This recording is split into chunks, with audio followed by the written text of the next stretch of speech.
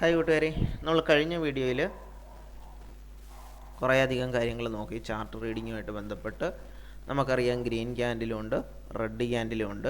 Green ക്യാൻഡിലിനൊരു body, red ക്യാൻഡിലിനും body പാർട്ടുണ്ട്. ഓക്കെ, ഇനി ഈ ഗ്രീൻ ക്യാൻഡിൽ എന്ന് പറഞ്ഞാൽ വാങ്ങാനുള്ള ആൾക്കാരുണ്ട് എന്നാണ് അർത്ഥം. അവിടെ വാങ്ങൽ എന്ന് പറയുന്ന പ്രക്രിയ നടക്കുന്നു കേട്ടോ. വാങ്ങൽ അല്ലെങ്കിൽ ബൈ കേട്ടോ. വാങ്ങൽ, സാധനങ്ങൾ വാങ്ങുക എന്നൊക്കെ പറയത്തില്ലേ, അതേപോലുള്ള വാങ്ങൽ പ്രക്രിയകൾ നടക്കുന്നു. അതാണ് ഗ്രീൻ ക്യാൻഡിൽ കൊണ്ട് സൂചിപ്പിക്കുന്നത്. ഇനി റെഡ് ക്യാൻഡിൽ കൊണ്ട് സൂചിപ്പിക്കുന്നത് വിൽക്കൽ,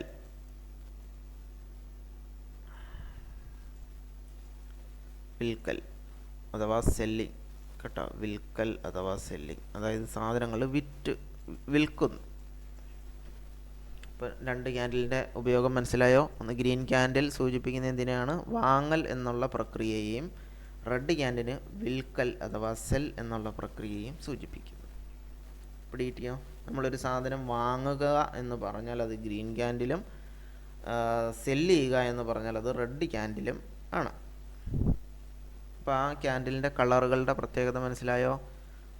നോക്കിയോ, ഇതിനകത്ത് 26-ാം തീയതി ഉള്ള ഡേറ്റിൽ ഏറ്റവും ആദ്യത്തെ ക്യാൻഡിൽ എന്ന് പറയുന്നത് വിൽക്കുക എന്നുള്ള, ഇവരുടെ കയ്യിലൊക്കെ കുറേ ഷെയറുകൾ ഇരിപ്പുണ്ടായിരുന്നു. ആ ഷെയറുകളെല്ലാം എന്ത് ചെയ്യുന്നു? വിറ്റു എന്നുള്ള ഒരു സൂചനയാണ് ഈ റെഡ് ക്യാൻഡിൽ കൊണ്ട് അർത്ഥമാക്കുന്നത്. പിടികിട്ടിയോ? അപ്പോൾ ഇവിടെ ഈ റെഡ് ക്യാൻഡിൽ സൂചിപ്പിക്കുന്നത് എന്താണ്? ഒത്തിരി വിൽപ്പന നടന്നു, സെല്ല് നടന്നു കേട്ടോ. അപ്പോൾ ആദ്യത്തെ ക്യാൻഡിൽ സെല്ല്, റെഡ് ക്യാൻഡിലാണ്. അവിടുത്തെ അർത്ഥം അവിടെ ഷെയറുകളെല്ലാം സെല്ല് ചെയ്യുകയാണ്. രണ്ടാമത്തെ ക്യാൻഡിലും സെല്ലിങ് ക്യാൻഡിലാണ്, അത് അവിടെയും റെഡാണ്, അത് വിൽക്കുകയാണ്. മൂന്നാമത്തതും ആൾക്കാർ വിറ്റു അല്ലേ, കയ്യിലിരുന്ന സാധനങ്ങളെല്ലാം വിൽക്കുകയാണ്, റെഡ് ക്യാൻഡിലാണ്. എന്നാൽ നാലാമത്തെ ക്യാൻഡിൽ വന്നപ്പം കുറച്ച് വാങ്ങൽ പ്രക്രിയ നടന്നു അല്ലേ, കുറച്ച് കാര്യങ്ങൾ വാങ്ങിച്ചു. എന്നാൽ വീണ്ടും അടുത്ത ക്യാൻഡിൽ വിൽക്കുകയാണ്, റെഡ് ക്യാൻഡിൽ വിൽപ്പന നടന്നു. വീണ്ടും വിൽപ്പന നടക്കുന്നു, പിന്നെയും വിൽപ്പന നടക്കുന്നു, കാരണം അത് മൂന്നും റെഡ് ക്യാൻഡിലാണ്. പിന്നെ തൊട്ടടുത്ത ക്യാൻഡിൽ എന്ന് പറയുമ്പോൾ അവിടെ ഇങ്ങനെ വാങ്ങണോ വിൽക്കണോ എന്നുള്ളൊരു സംശയത്തിൽ നിൽക്കുന്ന ഒരു തരം ക്യാൻഡിലാണെങ്കിലും അത് ഗ്രീൻ ക്യാൻഡിലാണ്. വിൽക്കുന്നതിനെക്കാട്ടിലും കുറച്ച് വാങ്ങൽ നടന്നു എന്ന് വേണം നമുക്കവിടെ കരുതാൻ. ശരിയല്ലേ? പിന്നെ അടുത്തത് വാങ്ങൽ ക്യാൻഡിലാണ്. വീണ്ടും ബൈ ക്യാൻഡിൽ വന്നു, വീണ്ടും ബൈ ക്യാൻഡിൽ വന്നു. പിന്നെ റെഡ് ക്യാൻഡിൽ ആയതുകൊണ്ട് അവിടെ വിൽപ്പന നടന്നു എന്ന് മനസ്സിലാക്കുക. അടുത്തത് ഗ്രീൻ ക്യാൻഡിലാണ്, അപ്പം എന്താണ്, വാങ്ങിക്കുന്നു എന്ന് മനസ്സിലാക്കുക. പിന്നെ അടുത്ത 3 ക്യാൻഡിൽസും എന്താണ്? റെഡ് ക്യാൻഡിലാണ്. അപ്പോൾ അവിടെ വിൽപ്പനയാണ് കൂടുതൽ നടന്നത്. അടുത്ത കുറേ ക്യാൻഡിലുകൾ അല്ലേ, 1, 2, 3, 4, 5, ഏകദേശം 5 ക്യാൻഡിൽസോളം എന്ത് നടന്നു? വാങ്ങൽ പ്രക്രിയ നടന്നു അല്ലേ. ബയ്യേഴ്സ് കൂടുതലെന്ന് പറയും, എന്ന് വെച്ചാൽ വാങ്ങിക്കുന്ന ആൾക്കാർ കൂടുതലാണ് ഈ ഏരിയയിൽ അല്ലേ, അവർ കൂടുതലായിട്ട് വാങ്ങി. പിന്നെ അടുത്ത ക്യാൻഡിൽ എന്ന് പറഞ്ഞു കഴിഞ്ഞാൽ ഇവിടെയും നമ്മൾ നേരത്തെ പറഞ്ഞ പോലെ ഇവിടെ ഒരു ഗ്രീൻ ക്യാൻഡിൽ കണ്ടില്ലേ. ഗ്രീൻ ക്യാൻഡിൽ എന്നൊന്നും പറയാനൊക്കത്തില്ല, പക്ഷേ അവിടെ വാങ്ങിക്കാനുള്ള ടെൻഡൻസി ആയിരുന്നു. അതേപോലെ ഇവിടെ വിൽക്കാനുള്ളൊരു ടെൻഡൻസിയാണ്. വാങ്ങാനും വിൽക്കാനും ഒരേപോലെ ആളുണ്ടെന്നാണ് ഇത്തരം ക്യാൻഡിലുകൾ അർത്ഥമാക്കുന്നത്. കാരണം അത് ചെറിയ ബോഡിയാണ് അല്ലേ, അതുകൊണ്ടാണ് അങ്ങനെ പറഞ്ഞത്. അപ്പോൾ വലിയ ബോഡി ഉണ്ടെങ്കിൽ ഇതുണ്ടോ, ഇത് ഒന്നാമത്തെ ക്യാൻഡിലല്ലേ വിൽക്കുക എന്ന് പറഞ്ഞു. അപ്പോൾ ഇവിടെ വലിയ ബോഡി ഷേപ്പ് ഉണ്ടെങ്കിൽ അതിൻ്റെ അർത്ഥം ഒത്തിരി വിൽപ്പന നടന്നു എന്നാണ് അതിൻ്റെ അർത്ഥം കേട്ടോ. അപ്പോൾ ആ ബോഡി ഷേപ്പിനനുസരിച്ച് നമുക്ക് എന്ത് പറയാം? വിൽപ്പനയുടെ ആൾക്കാർ കൂടുതലുണ്ടെന്നും ആൾക്കാർ കുറവുണ്ടെന്നും ഒക്കെ നമുക്ക് പറയാം. അപ്പോൾ അങ്ങനെ വെച്ച് നോക്കുവാണെങ്കിൽ ഈ ക്യാൻഡിൽ ഈ റെഡ് ക്യാൻഡിലാണ്, പക്ഷേ അവിടെ അതിൻ്റെ ബോഡി ഷേപ്പ് ഒരു വര പോലെയാണ് കാണുന്നത് അല്ലേ. അങ്ങനെയാണെങ്കിൽ അവിടെ എന്താണ്? വാങ്ങാനും വിൽക്കാനും ഉള്ള ആൾക്കാരൊക്കെ ഏകദേശം ഒരേപോലെയാണ്, എങ്കിലും വിൽപ്പനക്കാരാണ് അവിടെ ഇച്ചിരി കൂടി നിൽക്കുന്നത് എന്നുള്ള അർത്ഥത്തിൽ നമുക്കതിനെ എടുക്കാം. അടുത്തത് റെഡ് ക്യാൻഡിൽ വിൽക്കുന്ന ആൾക്കാരാണ്, അടുത്ത ഗ്രീൻ ക്യാൻഡിൽ വാങ്ങുന്ന ആൾക്കാരാണ്.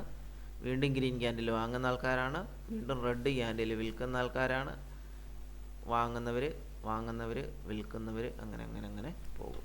അപ്പോൾ ഈ വീഡിയോയിൽ ഗ്രീൻ ക്യാൻഡിൽ വാങ്ങൽ എന്നുള്ള പ്രക്രിയയും അല്ലെങ്കിൽ ബൈ എന്ന് പറയുന്ന പ്രക്രിയയും, റെഡ് ക്യാൻഡിൽ വിൽക്കൽ എന്ന് പറയുന്ന പ്രക്രിയയും അല്ലെങ്കിൽ സെൽ എന്ന് പറയുന്ന പ്രക്രിയയും ആണെന്ന് മനസ്സിലാക്കി വെക്കുക. അപ്പോൾ ഇത്രയും കാര്യങ്ങൾ ഇവിടെ കിട്ടിയല്ലോ. അപ്പോൾ നമുക്ക് ഇതുവരെയുള്ള 3 ഡേയ്സിൽ നമ്മൾ നോക്കിയിട്ടുള്ള കാര്യങ്ങൾ, ക്യാൻഡിൽസ് പറഞ്ഞിരുന്നു. എന്തൊക്കെയായിരുന്നു?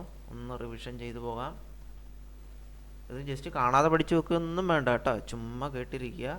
എന്നിട്ട് നിങ്ങളിത് പ്രെഡിക്റ്റ് ചെയ്യുക. നിങ്ങൾക്ക് പ്രെഡിക്റ്റ് ചെയ്യാൻ പറ്റുന്നുണ്ടോ, നിങ്ങളുടെ പ്രഡിക്ഷൻ സ്കില്ല് എത്രത്തോളം ഉണ്ടെന്നൊക്കെ മനസ്സിലാക്കാൻ വേണ്ടിയിട്ടാണ്. ഓക്കെ, ഇതെന്താക്കണം എന്നൊക്കെ പറയാം. അപ്പം അതിന് മുമ്പായിട്ട് ഈ ക്യാൻഡിലിനെ കുറിച്ച് ജസ്റ്റ് ഒന്ന് എന്ന് വെച്ചാൽ വലിയ വലിച്ചു വാരി ഒന്നും പറയാൻ നിൽക്കുന്നില്ല. എന്ന് വെച്ചാൽ നമ്മൾ ഈ ചാർട്ടിൽ ഓരോന്ന് പറയുമ്പോൾ അതെന്താണെന്ന് നിങ്ങൾക്കൊന്ന് മനസ്സിലാവണം എന്ന് വെച്ചിട്ട് ഞാനതൊക്കെ ഒന്ന് എനിക്ക് മനസ്സിലായിട്ടുള്ള കുറച്ച് കാര്യങ്ങൾ ഷെയർ ചെയ്യുന്നതേ ഉള്ളൂ കേട്ടോ. അപ്പോൾ ഇതിനകത്ത് ഗ്രീൻ ക്യാൻഡിൽ നമ്മൾ പറഞ്ഞിരുന്നത്, ഗ്രീൻ ക്യാൻഡിൽ ഇങ്ങനെ 2 ക്യാൻഡിൽസ് ഉണ്ടെന്ന് പറഞ്ഞു. ഞാൻ 2 ക്യാൻഡിൽസ് ഇങ്ങോട്ടൊന്ന് ജസ്റ്റ് ഒന്ന് വരയ്ക്കാം.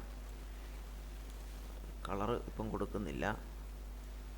ഓക്കെ, അപ്പോൾ ഇത് ഗ്രീൻ ക്യാൻഡിലാണെന്ന് ഓർക്കുക, ഇത് റെഡ് ക്യാൻഡിലാണെന്ന് ഓർക്കുക, നമ്മളിവിടെ പറഞ്ഞ കാര്യങ്ങൾ.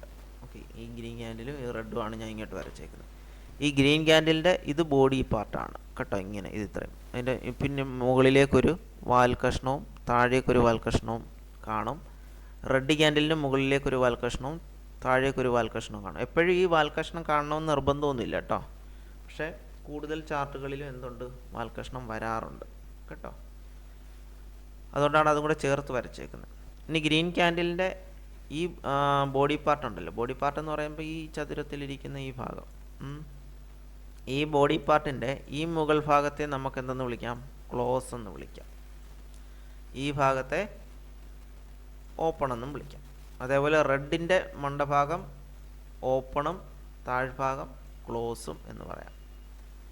ഇനി ഈ 2 ക്യാൻഡിലിൻ്റെ ആയാലും താഴേക്കുള്ളത് വിക്ക് അല്ലേ, ഈ വാൽ കഷ്ണത്തെ നമ്മൾ വിക്ക് എന്നാണ് വിളിക്കുന്നതെന്ന് പറഞ്ഞു. അപ്പോൾ താഴോട്ടുള്ള വിക്കുകളുടെ ഏറ്റവും താഴ്ഭാഗം ആണ് ലോ, ആ ക്യാൻഡിലിൻ്റെ ലോ എന്ന് പറയുന്നത്. അപ്പോൾ ഈ ക്യാൻഡിലിൻ്റെ ലോ എന്ന് പറഞ്ഞാൽ അതുകൊണ്ട് ഇവിടെ ആയിരിക്കും. എന്നാൽ ഈ ക്യാൻഡിലിൻ്റെ ലോ എന്ന് പറഞ്ഞു കഴിഞ്ഞാൽ ഈ ഭാഗമായിരിക്കും. അതേപോലെ മുകളിലേക്ക് വിക്കിൻ്റെ ഏറ്റവും ടോപ്പ് ഭാഗത്തെ വിളിക്കുന്ന പേര് ഹൈ എന്നാണ്. അത് ആ ക്യാൻഡിലിൻ്റെ ഹൈ ആണ് കേട്ടോ. ഈ ഗ്രീൻ ക്യാൻഡിൽ ഹൈ ഏതാണെന്ന് വെച്ചാൽ ഈ ഭാഗം, റെഡ് ക്യാൻഡിലിൻ്റെ ഹൈ ഏതാണെന്ന് വെച്ച് കഴിഞ്ഞാൽ ഈ ഭാഗം. അപ്പോൾ അത് അത്രയാണ് നമ്മൾ പറഞ്ഞിരുന്നത്. ഇനി ഗ്രീൻ ക്യാൻഡിൽ കൊണ്ട് സൂചിപ്പിക്കുന്നത് ബയേഴ്സിനെയും റെഡ് ക്യാൻഡിൽ കൊണ്ട് സൂചിപ്പിക്കുന്നത് സെല്ലേഴ്സിനെയുമാണ്. പിടികിട്ടിയ? അപ്പോൾ അത്രയാണ് നമ്മൾ ഇതുവരെയുള്ള വീഡിയോകളിലൊക്കെ പറഞ്ഞത്. പിന്നെ നമുക്ക് അടുത്ത വീഡിയോയിൽ നോക്കാം.